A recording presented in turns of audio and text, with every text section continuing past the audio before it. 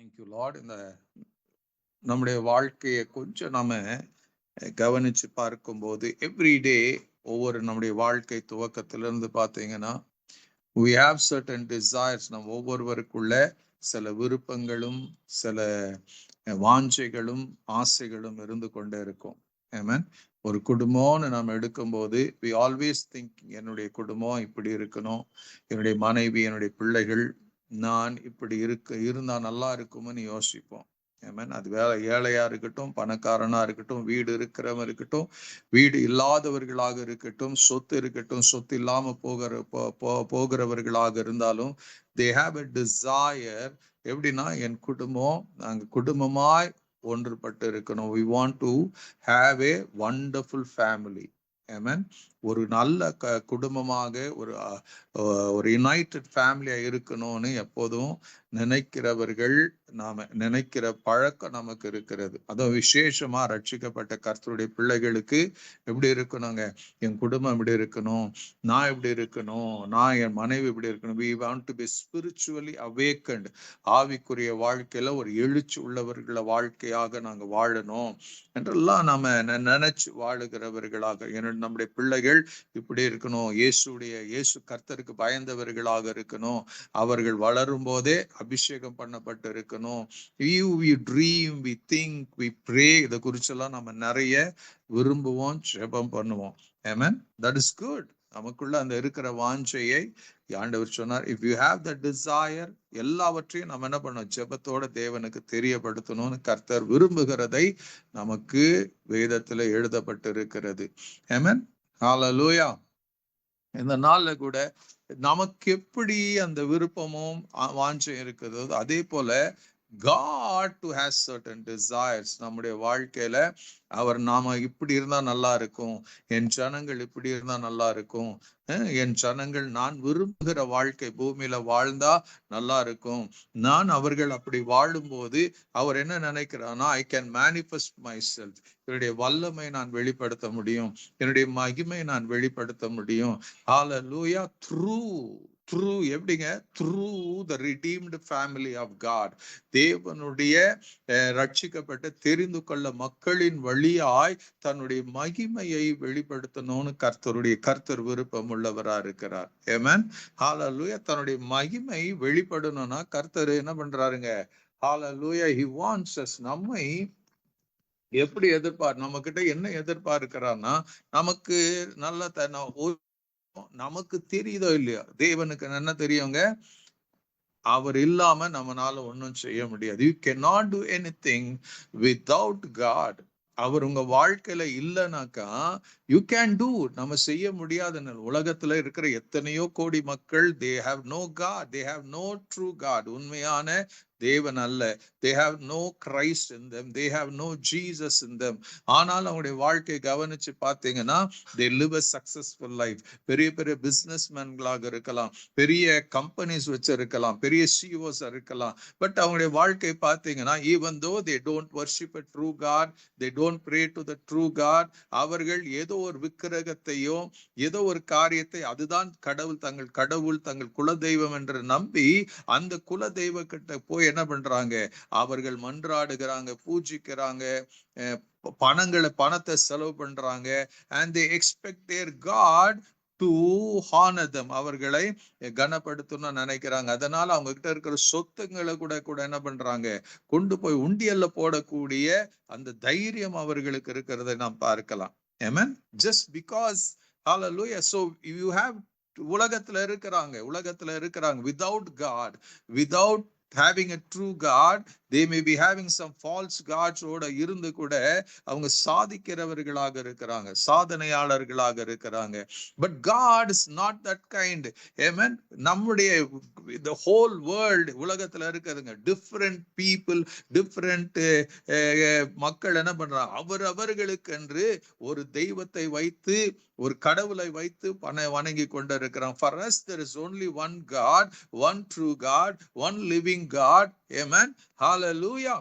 so அந்த உயிருள்ள ஜீவனுள்ள தேவன் என்ன பண்றாருங்க, இந்த பூமியில he wants to reveal about himself through us.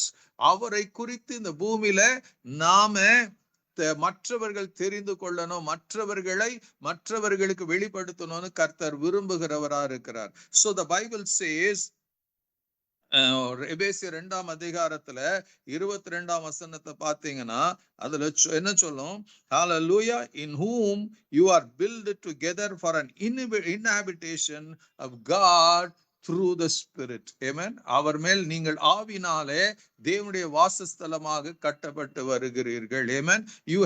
God wants you to be his habitation. Amen. Hallelujah.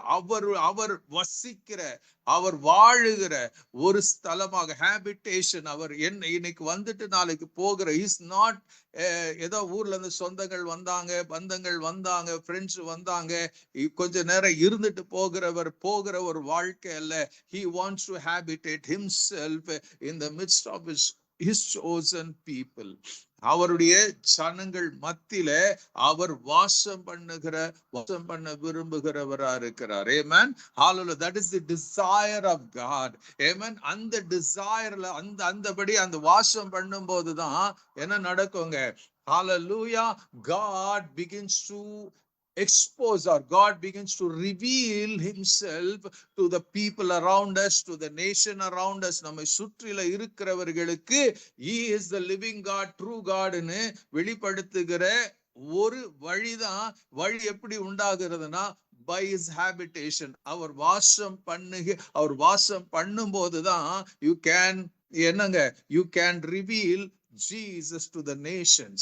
Amen. You can be a Christian. நம்ம கிறிஸ்தவர்களாக இருக்கலாம், ரட்சிக்கப்பட்டு இருக்கலாம். You can go to church, you can come, எல்லா ministry பண்ணலாம். The question இன்னைக்கு உங்க முன்னாடி வைக்கிற காரியம் என்னன்னா, are you the habitation of God?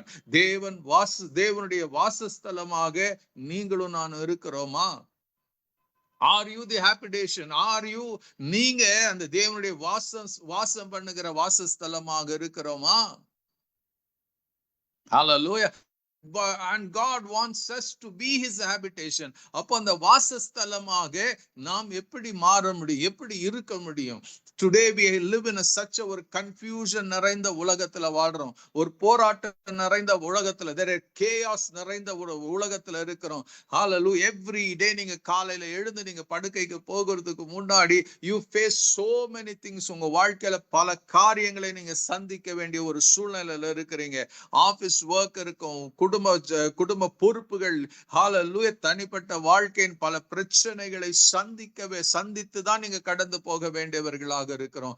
Hallelujah. So that is, ஒவ்வொரு உலகத்துல இருக்கிறவனுக்கு நமக்கும் அப்படி ஒரு வாழ்க்கை இருக்கிறது. But the question here comes, அதன் நடுவுல are you the habitation of God? தேவன் உங்களில் வாசம் பண்ணுகிறவர்களாக நீங்க இருக்கிறீங்களா? Is God living in you? Is God taken his abode in you? அவர் உங்களுக்குள்ள வாசம் பண்ணி கொண்டிருக்கிறாரா? If you see, God தேவன் என்ன பண்றதில்ல, சும்மா just because I pray, just because I want, just because somebody said something, ஏதோ ஒரு காரியத்தை சொன்னதுனால அவர் என்னில வந்து வாசம் பண்ண ஆரம்பிக்கிறதில்ல. He looks unto us. He looks to us. நம்ம எந்த அளவுக்கு தாகமா இருக்கிறோம், எந்த அளவுக்கு வாஞ்சையா இருக்கிறோம், எந்த அளவுக்கு we want God in every part of our, நம்முடைய வாழ்க்கையில எந்த அளவுக்கு you and I desire God. Amen.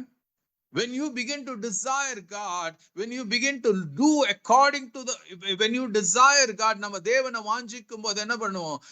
நாம் என்ன பண்ணணும்னா, நாம என்ன பண்ணுவோம்னா, we want to do அவர் தங்கி இருக்கும்படியாய் அவருக்கு பிரியமானதை எல்லாம் நம்ம செய்ய முயற்சிப்போம்.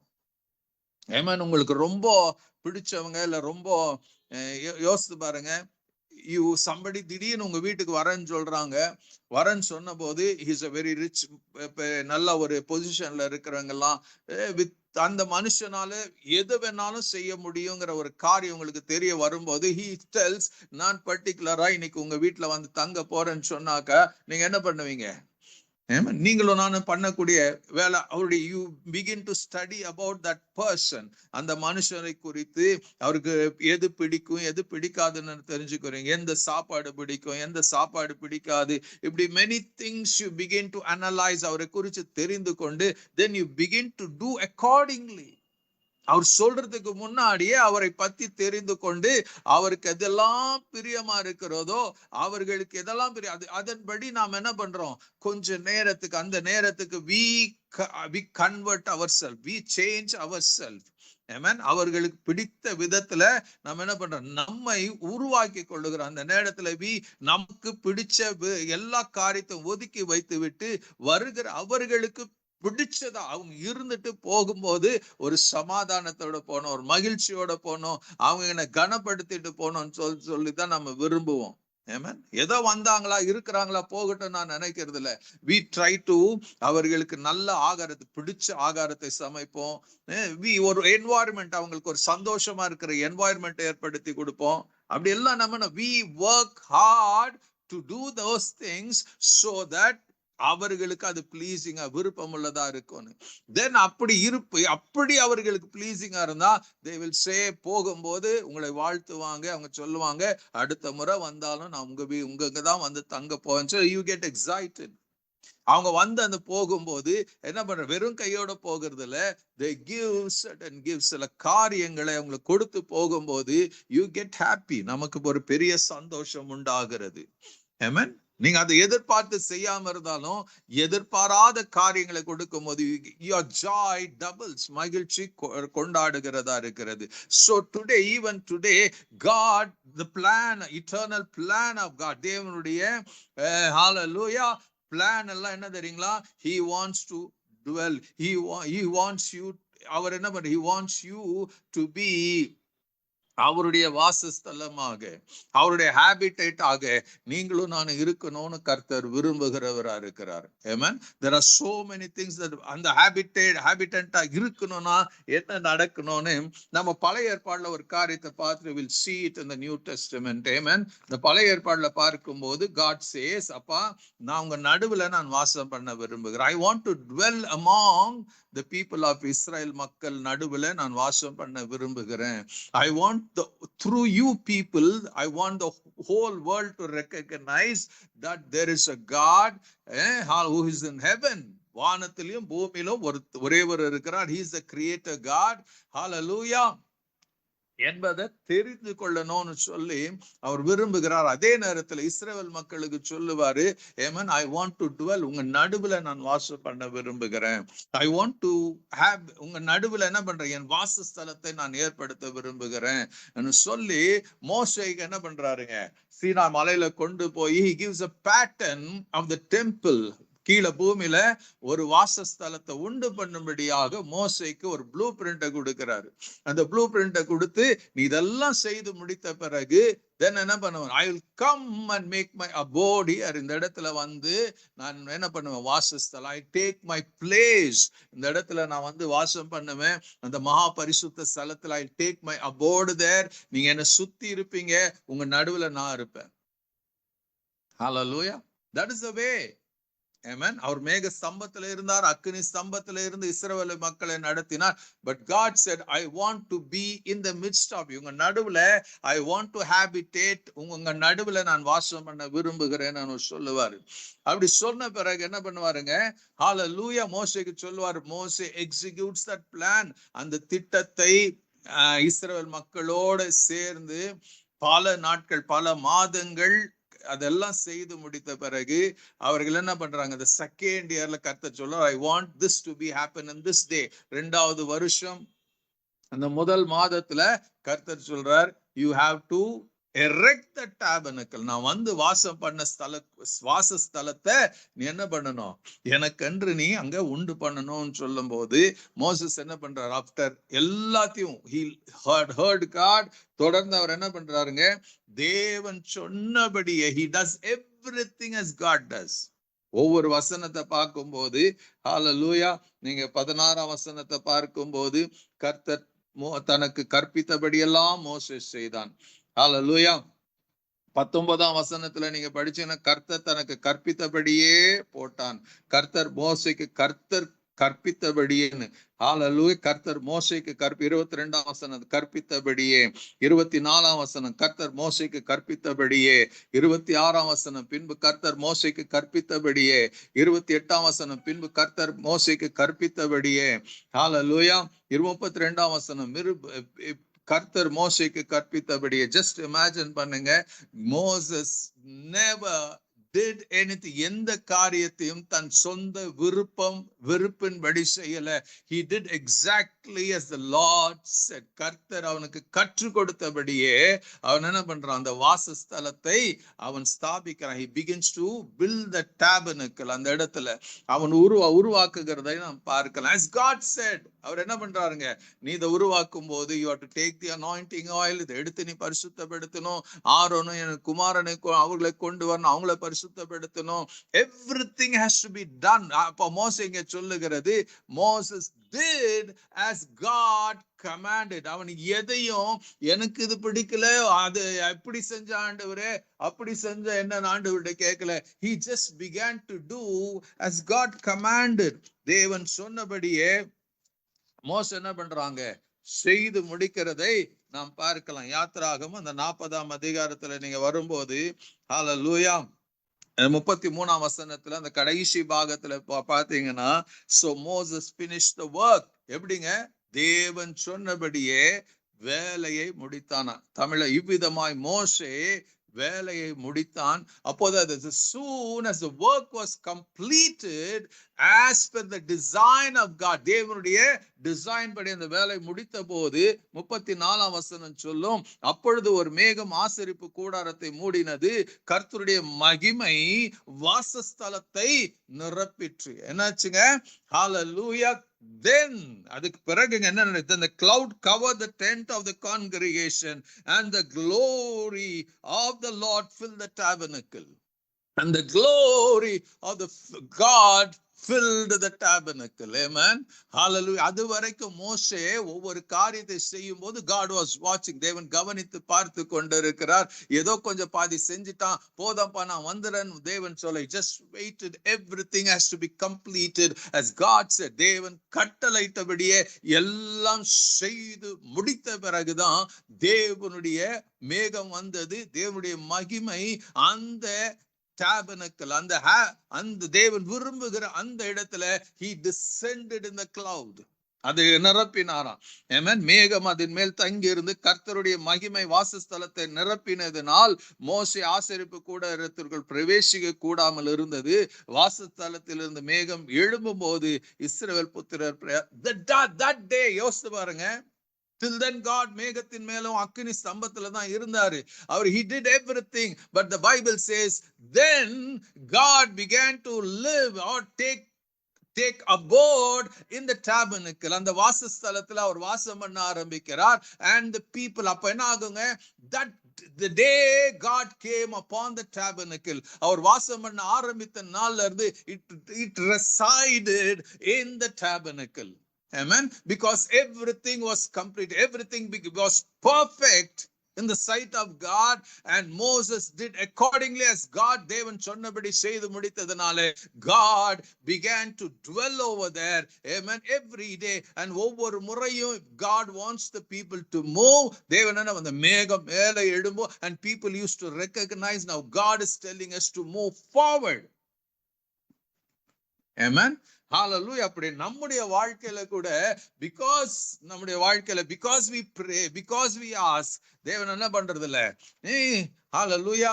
லூக்கால வாசிச்சீங்கன்னா, நீங்க பிதாகிட்ட கேளுங்க, அவர் உங்களை பரிசுத்த ஆவியானவரை அருளுவது அதிக நிச்சயம் அல்லவா என்று சொல்லி இருப்பார். because one day you pray, ஏதோ நீங்க ஜெபிக்கிறீங்க, ஏதோ நாங்க செய்யறோங்கிறதுக்காக you don't become the habitat of God, and God wants to remove certain things and he wants to include certain things நம்முடைய வாழ்க்கையில.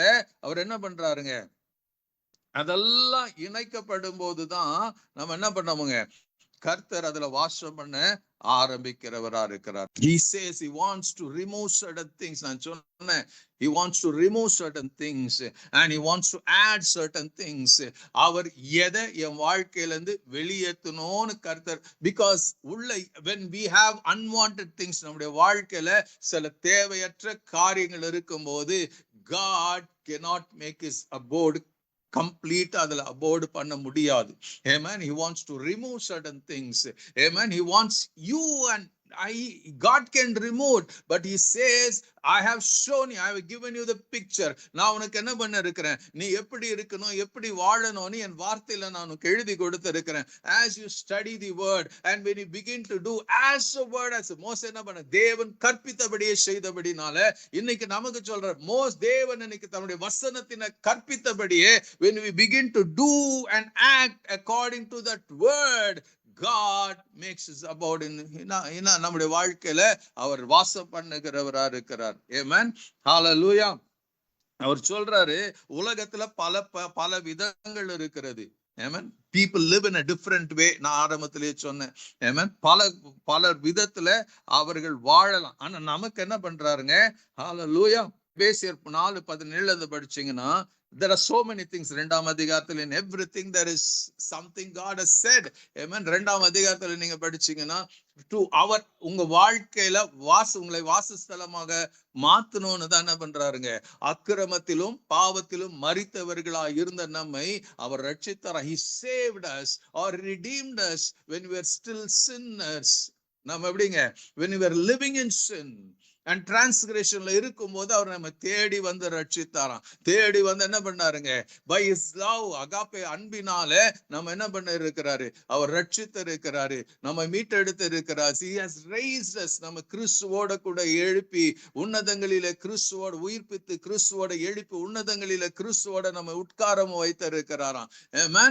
Hallelujah. எதுக்கு உட்கார வைத்திருக்கிறாருங்க? The Bible continue to say, உங்களை அவருடைய வாசஸ்தலமாக மாற்றுவதற்காக. God wants to live in us. He was ஒவ்வொரு எல்லாத்தையும் மாற்றி என்ன பண்ண இருக்கிறாரு, உங்களை அவருடைய வாசஸ்தலமாக உருவாக்க ஆரம்பிக்கிறாராம்.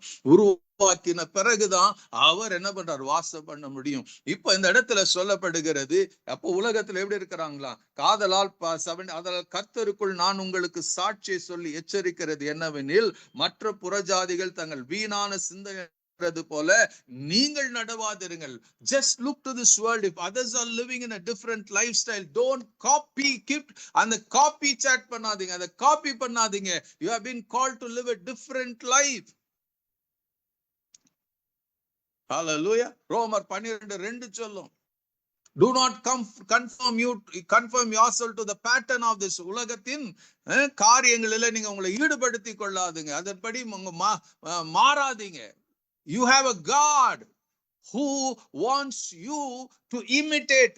அதே எபேசியர் 5:1 சொல்லும், imitate like God, live like God, copy the pattern of God ன்னு சொல்லி எழுதப்படும். இங்க அவர் சொல்றாரு, அவர்களை போல வீணான சிந்தனை நடக்கிறது போல இனி நீங்கள் நடவாது. Don't walk. நான் உங்களை என்னுடைய வாசஸ்தலமாக மாற்றி கொண்டிருக்கிறேன், அதனால you have to get out of certain things. இதன்படி நடக்காதீங்க. அவங்க எப்படி இருக்கிறாங்களாம், அவர்கள் புத்தியில் அந்தகாரப்பட்டு தங்கள் இருதய கடினத்தினாலே தங்களுக்கு இருக்கிற அறியாமையினாலே தேவனுடைய ஜீவனுக்கு அந்நியராயிருக்கு இருந்து உணர்வில்லாதவர்கள சகல வித அசுத்தங்களையும் ஆவலோட நடப்பிக்கும்படி தங்களை காப விகாரத்துக்கு ஒப்பு கொடுத்து இருக்கிறார்கள். They have given themselves to the lusts of the world. They have confirmed themselves to the pattern of this world.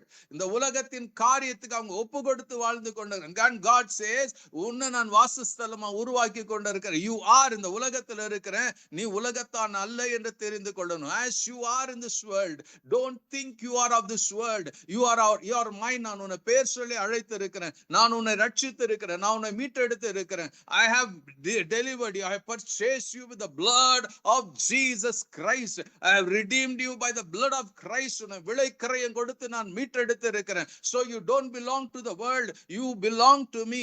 ஆண்டவருடைய வசனம் சொல்லும், hallelujah, கர்த்தர் என்ன பண்ண இருக்கிறான்? ஹalleluya.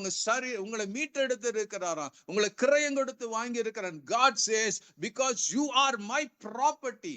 1 கொரிந்தியர் 6ஆம் அதிகாரம் கடைசி 2 வசனத்துல, you are my property. நீங்கள் தேவன் உரியவர்களாக இருக்கிறீங்க. Your body belongs to God. அதனால அவர் சொல்ல, don't copy the pattern of this world. அவங்க அப்படி இருக்கிறாங்க, நீ அப்படி இருக்க கூடாது. I have a pattern for you. அது என்னங்க? நீங்களோ இவ்விதமாய் கிறிஸ்துவை கற்றுக்கொள்ளவில்லை, இயேசுவிடத்துள்ள சத்தியத்தின்படியே நீங்கள் அவரிடத்தில் கேட்டு அறிந்து அவரால் போதிக்கப்பட்டு இருக்கிறீர்களே. You are already been listening. You are already, நீங்க என்ன ஏற்கனவே படிக்கிறீங்க, கேட்கிறீங்க, சர்ச்சுக்கு போறீங்க, சத்தியத்தை கேட்கிறீங்க. So you are different. You should know. இதெல்லாம் கேட்கும் போது, படிக்கும் போது, இது எனக்கு சொந்த, உலகத்தின் காரியம் எனக்கு சொந்தம் இல்லை. I am just getting ready for God to invade in my life. Hallelujah. அப்ப அவர் சொல்றாரு 22ஆம் வசனம் எபேசியன்ஸ் 4:22ல, அந்தபடியே நீங்க என்ன பண்ணுங்க, முந்தின நடக்கைக்குரிய மோசம் போக்கு இச்சையினால் கெட்டு போகிற மனுஷனை நீங்கள் களைத்து போட வேண்டும். You have to remove.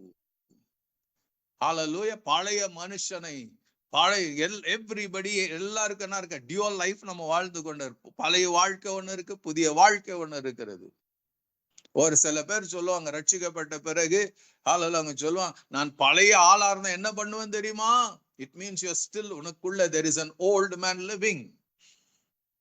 இயேசுடைய வசனம், if you are Christ, நீங்க கிறிஸ்து உடையவர்களானால் நீங்கள் இன்னைக்கு எப்படி இருக்கிறீங்க? புது சிருஷ்டியா இருக்கிறீங்க. பழையவைகள் ஒழிந்து போயின, எல்லாம் புதிதான. You are a new creation in Christ. All things should have passed away. You cannot live with all things and you cannot be the habitant of God. தேவனுடைய வாசஸ்தலமாக நீங்க இருக்க முடியாது. Amen. Yeah, all thing has to go away. உங்க வாழ்க்கையில கடந்த மாம்சத்துல வாழ்ந்த காரியங்கள், உங்களுக்கு பிடிச்ச காரியங்கள், நீங்க விரும்பின காரியங்கள் எல்லாம் உங்க வாழ்க்கையில இருந்து அது விலகி போக வேண்டும். And when you surrender to God, God knows, God will surely remove it. எசேக்கியேல் 36:25 அவர் சொன்னாரு, உங்க பழைய வாழ்க்கையெல்லாம் அவர் நீக்குவாரு, உங்கள் அசுத்தங்களை நீக்கி அவர் சுத்தமாக்குவாராம். And you will be right, you will be made right before God himself. When you surrender, God will do it. முந்தின நடக்கைக்குரிய மோசப்போக்கும் இச்சைகளினால் கெட்டு போகிற பழைய மனுஷனை நீங்கள் களைத்து போட வேண்டும். You have to remove or take off that old nature in you. It's you have to do. God is not, when you surrender, God will do. When you say to God, this is it, I don't want this old man, and then God will do. If you want to have it, God will say, you have it, but I am going to stay away. You don't expect me to come and fill you, to stay there, make my abode in you. அடுத்து, களைத்து போட்டேனமா, உங்கள் உள்ளத்தில புதிதான ஆவி உள்ளவர்களாகி மெய்யான நீதியிலும் பரிசுத்தத்திலும் தேவனுடைய சாயலாக சிருஷ்டிக்கப்பட்ட புதிய மனுஷனை இங்க தரித்து கொள்ளுங்கள். Hallelujah. God says, remove, put off that old man and put on the new man. Put off the old man and put on the new man. என்னங்க, அந்த புதிய மனுஷன் என்னங்க, உங்க உள்ளத்துல புதிதான new spirit. God said, I will give you a new spirit. எசேக்கியேல் 36 படிச்சீங்கன்னா 27ஆம் வசனத்துல, நான் உங்களுக்குள்ள நவமான, I will give you புதிய ஆவியை நான் கட்டளை. God wants to give you a new spirit. புதிதான ஆவி உள்ளவர்களாகி மெய்யான நீதியிலும் பரிசுத்தத்திலும் தேவனுடைய சாயலாக சிருஷ்டிக்கப்பட்ட புதிய மனுஷனை இங்க தரித்து கொள்ளுங்க. Put on the new man created in the image of God. Amen. Hallelujah. நீங்க நினைக்கலாம் ஏதோ புதுசா இல்லைங்க. It was Genesis 1, that is the way God created that creation. Like you were created, you and I were created in the image of God, in the likeness of தேவனுடைய சாயலும் ரூபத்தின்படி சிருஷ்டிக்கப்பட்ட நீங்களும் நான் என்ன பண்ணுங்க, through sin, through many issues, நம்ம பாவத்தின் நிமித்தம் we have lost that old, the image of God in us. நம்முடைய வாழ்க்கையில அவருடைய ரூபத்தை, அவருடைய சாயலும் இழந்து போயிருக்கிறோம். And God says, through Christ Jesus, through the sacrificial death of Jesus, இயேசுடைய சிலுவை மரணம், ரத்தம் சிந்துதல் வழியாய் அந்த புதிய மனுஷனை, புதிய வாழ்க்கை நமக்கு கொடுத்திருக்கிறார். அப்ப கர்த்தர் சொல்லுகிறார், ஹalleluya, மறுபடியும் என்ன பண்ணுங்க, அந்த புதிய மனுஷனை, the image and the likeness of God நீங்க தரித்து கொள்ள வேண்டும். God wants a new of you. He doesn't want your old nature. Amen. Hallelujah. அந்த பழைய மனுஷன் கர்த்தர் விரும்புவதில்லை. He wants the new of you. Hallelujah. புதிய மனுஷனாய் புதிய சிருஷ்டியான அந்த புது சிருஷ்டியை கர்த்தர் விரும்புகிறார். அந்த புது சிருஷ்டியை when you begin to knowingly, hallelujah, put on the new man that is being created. Hallelujah. தேவனுடைய சாயல் that is being created in the image and likeness of God. God wanted the first creation எப்படி உண்டு பண்ணாரோ அது போல நீங்களும் தேவனுடைய சாயலாகவும் தேவனுடைய ரூபத்தின்படியும் நீங்களும் நானும் அதை உடுத்திக் கொள்ளணும். You have to take, you have to remove and wear that, put on that, put off the old man. நீங்க வாழ்ந்து கொண்டு இருக்கிற அந்த வாழ்க்கை, வாழ்ந்த அந்த வாழ்க்கை God doesn't want. அந்த வாழ்க்கை எப்படி இருக்குதுங்க? ஹல்லேலூயா. நம்முடைய கடந்த கால வாழ்க்கை, பொய் பேசுகிற வாழ்க்கை. 25ஆம் வசனத்துல we keep பொய்ங்கிறது நமக்கு சர்வ சாதனம். God hates lies. கர்த்தர் சொல்றார், பொய் பேசுகிறவன் பிசாசுக்கு சொந்தமானவனா இருக்கிறான். ஹல்லேலூயா. பிசாசு ஆதி முதலாய் பொய் பேசுகிறவனா இருக்கிறான். Don't become a partaker. Don't align yourself by telling lies. Don't align yourself with the devil. கோபம் கொண்டாலும் பாவம் செய்யாதிருங்கள். Before the sunset, settle the things. பிசாசுக்கு இடம் கொடாதிருங்கள். when you ஆண்டவர் சொல்ற அந்த புதிய மனுஷனை நீங்க தரித்து கொண்டீங்கன்னா you never give room for these things. பிசாசுக்கு எதிர்த்து நில்லுங்கள். சோம்பலா இருக்காதீங்க, வேலை செய்யுங்க. 29ஆம் கெட்ட வார்த்தை ஒன்று உங்கள் வாயிலிருந்து புறப்பட வேண்டாம். Hallelujah. No unproductive word shall come out of your mouth. இன்னைக்கு நம்ம எவ்வளவு காரியம் நம்முடைய வாழ்க்கையில மாறி இருக்கும். ஆனா இன்னைக்கு நிறைய நேரத்துல என்ன பண்றவங்க, we speak what we think. கர்த்தர் சொல்ற அது எனக்கு வேணாம். I don't want that kind of words. நீ பேசும்போது நான் உனக்கு கற்றுக் கொடுத்த, நான் எழுதி கொடுத்த வார்த்தைகளை திரும்ப திரும்ப நீ பேசி பாரு. You will see things changing. அதனாலதான் கர்த்தருடைய கிருபையினால நாங்க என்ன பண்ணோங்க, ஒரு இந்த keep saying it ஒன்ற in Christ, the blood of Jesus, Holy Spirit குறிச்சு நாங்க ஒரு ஆயத்தப்படுத்தணும். எத்தனை பேர் நீங்க அதை டவுன்லோட் பண்ணி படிக்கிறீங்களா எனக்கு தெரியாது. It speaks about what God has said about you. அதை தான் நம்ம திரும்ப திரும்ப சொல்லுகிறது. It's a spiritual battle. கெட்ட வார்த்தை பேசாதீங்க. Don't speak negative things. Don't speak anything unprofitable. உங்க வாழ்க்கை நன்மை கொண்டு வரக்கூடிய காரியங்களை பேசாம என்ன பண்ண, பக்தி விருத்தி ஏதுவான காரியங்களை பேசுங்க. When others hear, they should bring glory to God.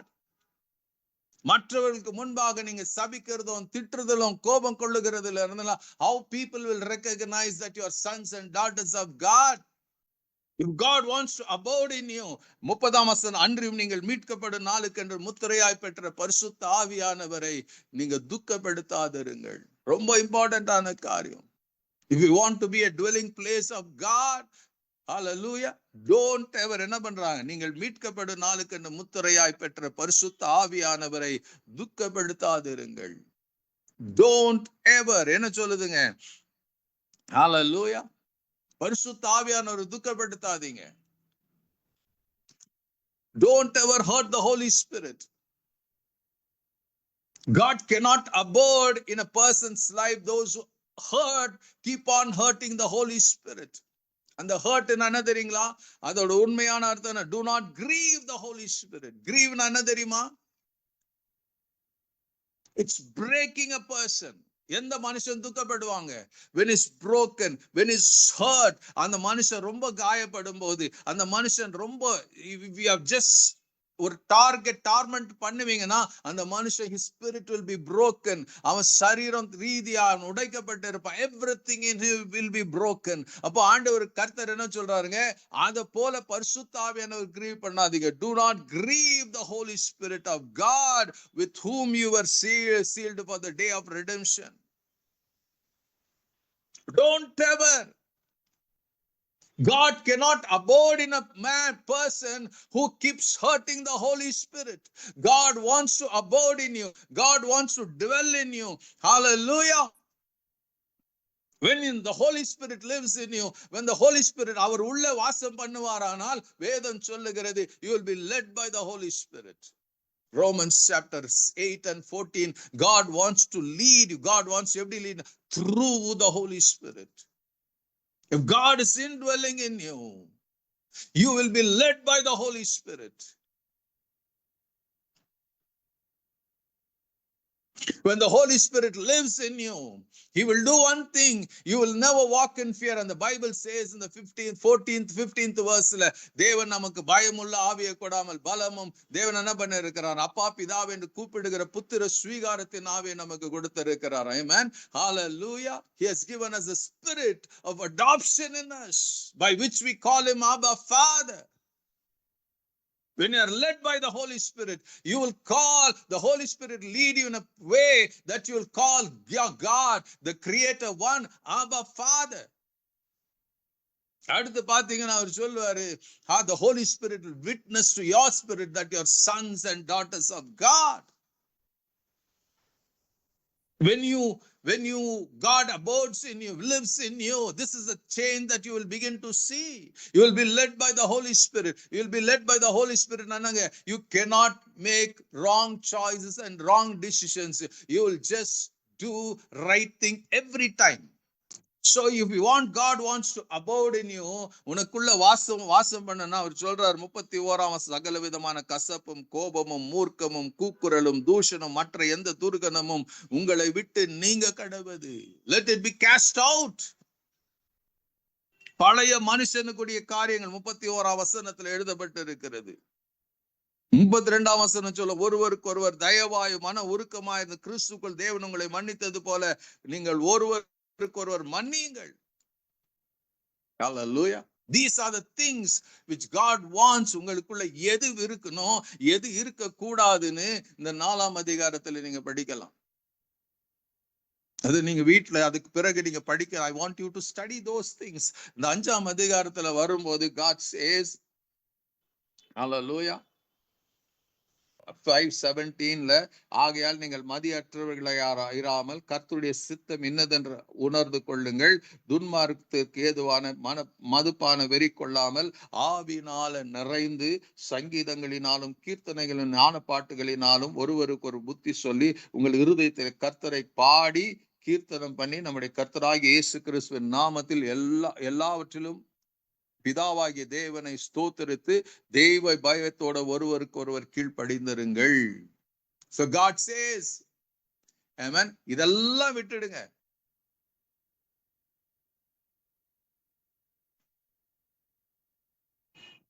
மதியற்றவர்களா இருங்க, இராதீங்க. So he says, cast out all these things. நீங்க cast out பண்ணீங்கன்னா அடுத்து சொல்லுது, be filled in the Holy Ghost. பரிசுத்த ஆவியில நிரம்பி இருக்கணும். It means God says, I want my temple to be my temple. My temple should be holy and blameless. மோசே தேவனுடைய வாசஸ்தலத்தை தேவன் கற்பித்தபடி செய்து முடித்த போது God came and dwelt. தன்னுடைய வாசஸ்தலத்தை அவர் நிரப்பினாரு. அவரால் அந்த வாசஸ்தலம் நிரப்பப்பட்டிருந்தது. இப்ப ஆண்டவர் சொல்றார், if you remove all the unwanted things, நான் எதெல்லாம் வேணாம் சொல்றேனோ அதெல்லாம் நீ ஒதுக்கி நான் வாழ்க்கை விட்டு நீ நீக்கி போடுவீனா கர்த்தர் சொல்றாரு, ஹalleluya, நான் உன்னை என்னுடைய வாசஸ்தலமாக ஏற்படுத்தி உன்னை நான் என்னுடைய ஆவியினால நிரப்புவேன். I want you to fill you. You are. என்னுடைய வாசஸ்தலம் நீதான். அன்னைக்கு நான் என்ன பண்ண, மனுஷனுக்கு I made them to build a tabernacle so that நான் அதுல வந்து வாசம் பண்ணலாம் நான் பிளான் பண்ணேன். இன்னைக்கு ஆண்டவர் சொல்றாரு, I have made you the temple of the Holy Spirit. நானே உங்களை என்னுடைய வாசஸ்தலமாக என்னுடைய ஆலயமாய் நான் மாற்றி இருக்கிறேன். Hallelujah. So நான் அதுல வந்து வாசம் பண்ண வருகிறேன். I want to have complete control of your life. I want to உன் மேல என்ன பண்ணணும், உன் மேல நான் தங்கி இருக்கிறேன். I want to live in you. I want to be with you. I want to walk with you. I want to move with you. So இதெல்லாம் நடக்கணும்னா ஐ ஷுட் முதல்ல உன்னை ஃபில் பண்ணணுங்க.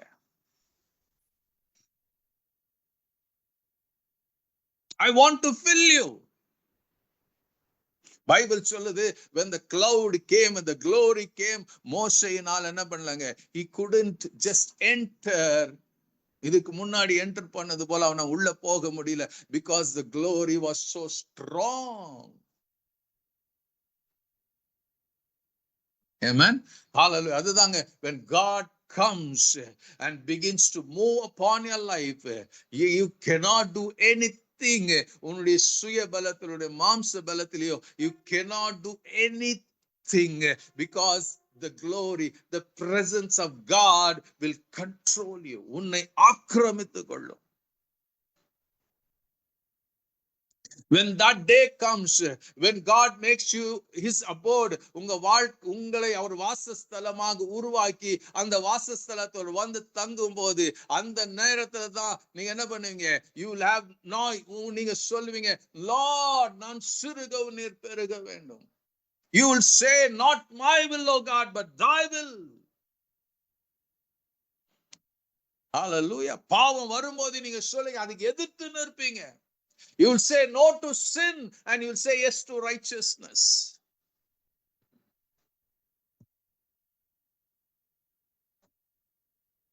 Everybody, நம்ம ஒவ்வொருத்தருக்கு என்ன இருக்குதுங்க, அந்த ஆசை இருக்குது, to become தேவனுடைய வாசஸ்தலமாக இருக்கணும்னு. எல்லாருக்கும் இந்த சத்தத்தை கேட்கிற நீங்க ஒவ்வொருவருக்கும் அந்த ஆசை இருக்கும். I want to be used by God. I want God to live in me. I want God to move in me. I want God to guide in me. இதெல்லாம் எண்ணங்கள் வரும். But you have to pay a price. You have to pay a price. இந்த வேதத்தை படிக்கும் போது தேவன் அருவருக்கிற எல்லா காரியத்தையும் நீங்களும் நான் அருவருக்கிறவர்களாக இருக்கணும். தேவன் விரும்பாத எல்லா காரியத்தையும் ஒதுக்குகிறவர்களாக இருக்கணும். தேவன் ஆசைப்படுகிறது என்னுடைய ஆசையா மாறணும். தேவன் வெறுக்கிறது என்னுடைய வெறுப்பா இருக்கணும். டுடே இன்னைக்கு கிறிஸ்தவரோட ஒரு நார்மலான பழக்கம், we just keep talking. அவ்வளவு பேசுறோம். அது தேவனுக்கு பிரியமா இருக்குதான்னு கூட யோசிக்கிறது இல்ல. Just because we don't like something, உடனே என்ன பண்றோம், we just babble பண்ணிடுறோம். God says, I hate it. நீ பேசும்போது பக்தி விருத்தி உண்டா, உனக்குள்ள பக்தி விருத்தி உண்டா, நீ கேட்கிறவங்களுக்குள்ள எந்த எடிஃபிகேஷன் உண்டாகணும். That is the thing God wants from you. Every negative word, ஒவ்வொரு முறை நீங்க தவறான வார்த்தைகளை பேசும்போது you lose the presence of God. And God doesn't want it to happen in your life. உங்க வாழ்க்கையில, என் வாழ்க்கையில ஏதோ அன்னைக்கு பழைய ஏற்பாடுல போல அவர் வந்தாரு, கொஞ்ச நேரம் இருந்தார், போனாருன்னு போனது போல அல்ல. God wants to make sure that he lives in you always and every day and every moment. Always உங்க வாழ்க்கையில அவர் தங்கி இருக்க விரும்புகிறார். For that, உண்மை நிச்சயமாக he needs your 100% surrender, 100% obedient. நீங்க அப்படி இருப்பீங்கன்னா நீங்க எந்த இடத்துல இருந்தாலும் you will always be in a place of victory and success. நீங்க எந்த இடத்துல இருந்தாலும் you cannot live a defeated life. நீங்க எந்த இடத்துல இருந்தாலும் you cannot live a depressed life. எந்த இடத்துல இருந்தாலும் you will be living a joyful life. Hallelujah. எந்த இடத்துல இருந்தாலும் நீங்க என்ன பண்ணுவீங்க, கர்த்தருக்கு மகிமையான ஒரு வாழ்க்கை வாழ்வீங்க. You will எல்லாரும் துக்கத்தோட இருக்கும்போது நீங்க மகிழ்ச்சியா இருப்பீங்க. When the world, உலகமே ஒரு டர்மாயில இருக்கும்போது you will know, hallelujah, you will say, my hope is in my Lord.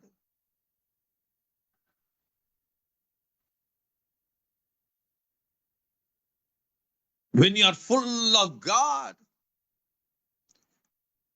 when you have become the abode of God, when God makes his indwelling in you, just imagine பண்ணி பாருங்க, the God who created the heavens and earth உங்களுக்குள்ள வாசம் பண்ணுவார்னா, hallelujah, how things will be. நீங்கள் you will never struggle for anything. அவரை காத்து கொள்வது ரொம்ப முக்கியங்க. It's very important in our lives that you protect the presence of God. You put a shield around you. அவருடைய பிரசன்னத்தை, அவருடைய மகிமையை, அவருடைய வாசஸ்தலத்தை பரிசுத்தப்படுத்தி காத்துக்கொள்ளணுமா? உபாகமம் படிச்சீங்கன்னா தேவன் சொல்லுவாரு, நான் இந்த இடத்துல உலாவுகிறபடினால் உங்க என்ன பண்ணுங்க, சுற்றி வட்டால் everything should be neat and clean. நான் உங்க நடுவுல உலாவுகிற கர்த்தர். Don't defile. இந்த வாசஸ்தலத்தை அசுத்தப்படுத்தாதீங்க.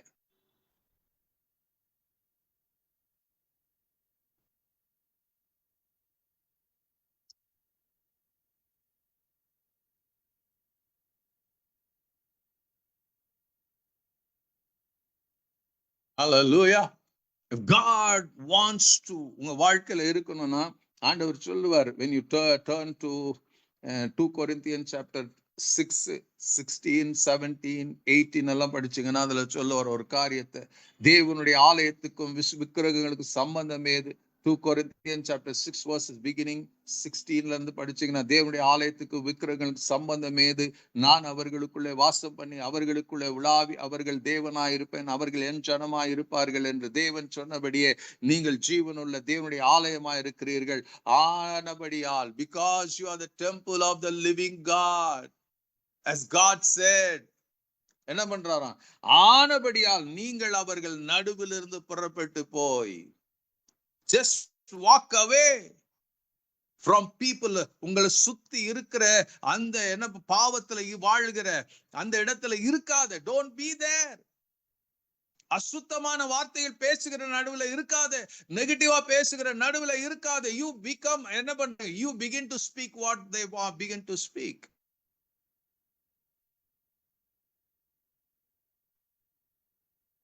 அவர் சொல்றார், ஆனபடி அவன் நடுவில் இருந்து புறப்பட்டு போய். யார் நடுவில் இருந்துங்க? அங்க சொல்லும், ஹல்லேலூயா, அவிசுவாசியுடன் இருக்காதே, அநீதி செய்கிற இடத்துல இருக்காது, இருள் இருக்கிற இடத்துல இருக்காது. சோ ஜஸ்ட் அவர்கள் நடுவில் இருந்து, நீங்கள் அவர்கள் நடுவில் இருந்து புறப்பட்டு போய், புறப்பட்டு பிரிந்து போய் அசுத்தமானதை தொடாதிருங்கள் என்று கர்த்தர் சொல்லுகிறார். அப்பொழுது நான் உங்களை ஏற்றுக்கொண்டு உங்களுக்கு பிதாவாய் இருப்பேன், நீங்கள் எனக்கு குமாரரும் குமாரத்திகளாய் இருப்பீர்கள் என்று சர்வ வல்லமுள்ள கர்த்தர் சொல்லுகிறார். இப்படிப்பட்ட வாக்கு தங்கள் நமக்கு உண்டா இருக்கிறபடினால் பிரியமானவர்களே, மாம்சத்திலும் ஆவிலும் உண்டான எல்லா அசுசியும் நீங்க நம்மை சுத்திகரித்து கொண்டு பரிசுத்தமாக்குதலை தேவ பயத்தோட பூரணமாக்க கடவோம்.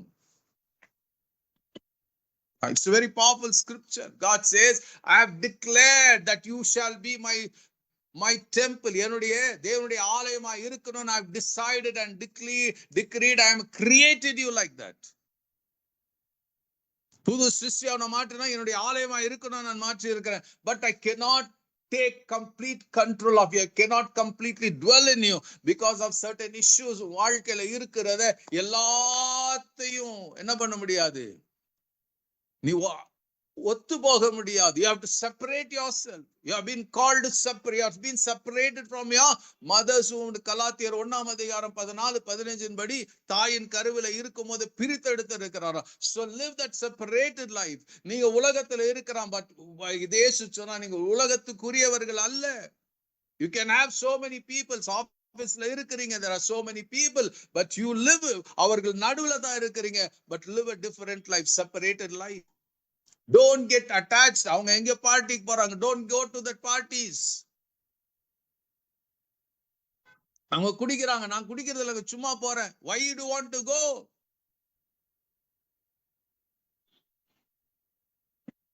அவர் நடுவில் இருந்து பிரிந்து புறப்பட்டு பிரிந்து போய் அசுத்தமானதை தொடாதிருங்கள், அப்பொழுது நான் உங்களை ஏற்றுக்கொள்ளுவேன்.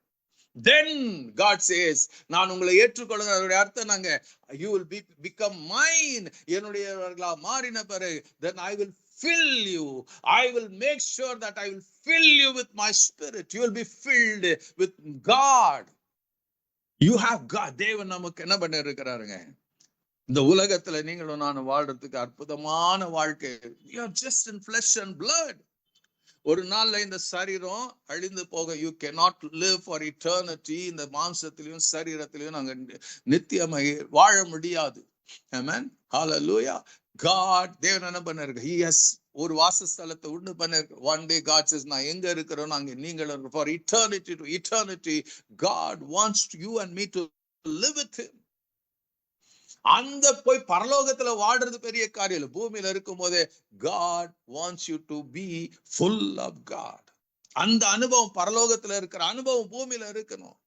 So you have to get rid of certain things. சில காரியங்கள் உங்க வாழ்க்கையில இருந்து you have to deliberately make choices to give up those things.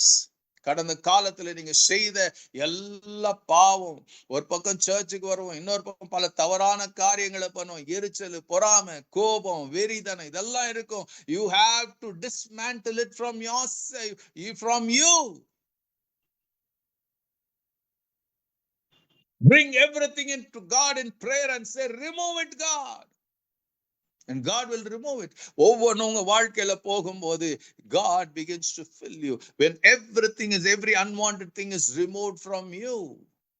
And when மோசே சொன்னது போல அந்த ஒவ்வொரு ஆசரிப்பு கூடாரத்தின் காரியங்களை உண்டு பண்ணி அந்த ஸ்தாபிக்கும் போது it has to be sanctified by the oil. என்ன பண்ணணுங்க? அபிஷேக தைலத்தினால் அதெல்லாம் தெளிக்கப்படணும், பூசப்படணும், அது சுத்திகரிக்கப்படணும். ஹalleluya. இத்தனை நாள் செஞ்சாங்க. It was made by man. பலர் செஞ்சாங்க. And when it has to be erected, it has to be made holy. அந்த பரிசுத்தப்படுத்த God gave a way. என்ன பண்ண? அபிஷேக தைலத்தினால் எல்லாத்திலையும் பூசி everything every ஒரு சின்ன ஸ்க்ரூல இருந்து போல்ட்ல இருந்து எடுத்து everything has to be பரிசுத்தப்படுது. அபிஷேக தைலத்தினால பூசி அது பரிசுத்தமாக்கு. ஆரோனுடைய குமாரரை பரிசுத்தமாக்குவாங்க. உடுத்துகிற வஸ்திரத்தை பரிசுத்தமாக்கு. When everything was done according to the prescription of God, then came the glory of God. இன்னைக்கு நமக்கு அதுதாங்க. When every unwanted thing is removed from our life, God will completely take control of your life. எத்தனை பேருக்கு இந்த வாழ்க்கை விரும்புறீங்க? How many of you would literally want God to have his way, his life in you? உங்க வாழ்க்கையில எத்தனை பேர் விரும்புறீங்க? It's யாரோ ஒருத்தருக்கு இல்லைங்க. It's to every believer, those who are being redeemed by the blood of Jesus. ஒவ்வொருத்தருக்கும் அந்த கிருபையை தேவன் வைத்திருக்கிறார். Everybody are eligible. Those who are redeemed by the blood of Jesus. You are an eligible person to have God to completely have to become the tabernacle of God. தேவன் வாசம் பண்ணுகிற ஒரு வாசஸ்தலமாக நீங்கள் ஆவதற்கு God has made every way for us. அந்த வழி எங்கனா? through the cross of Jesus. இயேசு கிறிஸ்துவின் அந்த சிலுவையின் வழியாய் தேவன் அந்த வாசஸ்தல வழியை ஏற்படுத்தி இருக்கிறார். Amen. If you go to the cross and surrender your life to God, Jesus கிட்ட சொல்லுவீங்கன்னா, has just come as you are and just put your knees before the cross. அவரை பாருங்க, அடிக்கப்பட்டு இருக்கிறவரை பாருங்க. Let his blood wash you and cleanse you and remove every unwanted thing that has been in you. அவருடைய ரத்தம் தான் சகல பாவங்களை நீக்கி நம்மை சுத்தம் பண்ண முடியும். Allow God to do those things. Allow Jesus to do that in your life. Come to the cross of Jesus. Come to Calvary. Hallelujah. Look to the அந்த உடைக்கப்பட்ட இயேசுவை பாருங்க. உடைக்கப்பட்ட சரீரத்தை பாருங்க. ஆணிகளால் கடாவப்பட்ட அந்த கைகளையும் கால்களையும் பாருங்க. தலையில முடி சூட்டப்பட்ட அந்த முடியை முள்முடியை பாருங்க. He's been torn, he's been broken, he's been bruised. உங்களையும் என்னையும் அவருடைய வாசஸ்தலமாய் மாற்றுவதற்கு Jesus has to go to this great sufferings. Still there is a way. Still there is நீங்க அவருடைய வாசஸ்தலமா மாறுவதற்கு there is way at the cross of Jesus, in the blood of Jesus, in the name of Jesus. Will you just come to that place? Will you come to that Calvary? Kalvari சிலுவை கிட்ட வருவீங்களா? கல்வாரி ரத்தத்துக்கிட்ட வருவீங்களா? Hallelujah.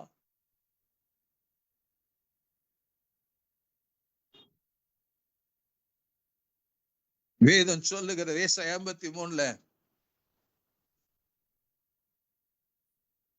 நம்முடைய அக்கிரமங்களுக்காக அவர் காயப்பட்டார், நம் மீறுதலுக்காக அவர் நொறுக்கப்பட்டாராம்.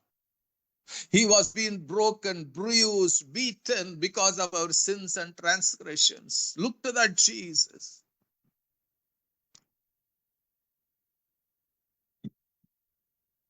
ஏற்கனவே God 1 Peter 2:24 சொல்ல, God has laid upon everything, every sin, every transgression, every iniquity. Hallelujah. எல்லாத்தையும் இயேசுடைய சரீரத்தில் அந்த சிலுவையின் மேல் வைத்து விட்டாரா. Look to that Jesus. Look to that Jesus. God has already placed உங்களுக்குள்ள இருக்கிற எல்லா அசுத்தத்தையும் அவர் மேல வைத்து இருக்கிறார், பாவத்தை அவர் மேல வைத்து இருக்கிறார். Just call upon Jesus and thank him.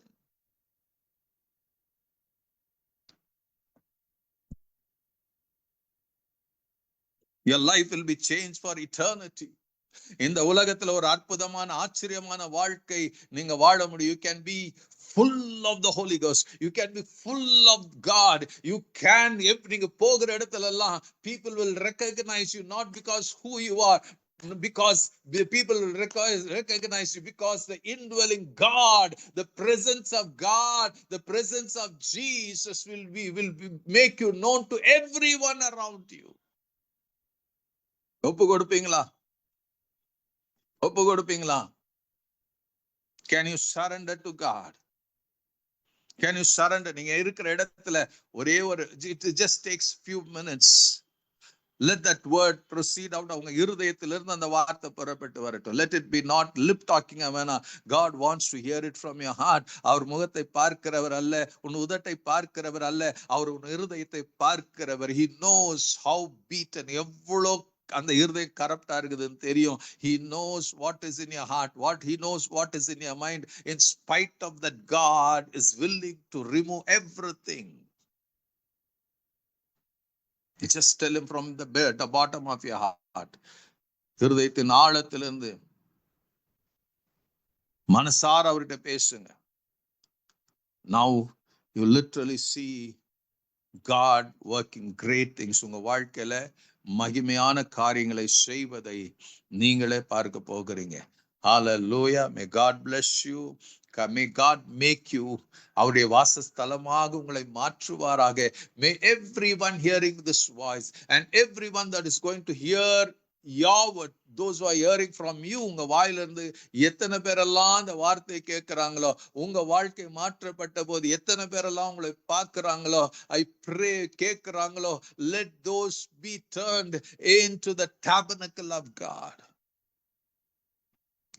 கர்த்தருடைய கரத்துல ஒப்பு கொடுக்கலாம். Let us thank and praise God. ஆண்டவருக்கு நன்றி சொல்லலாம். Amen.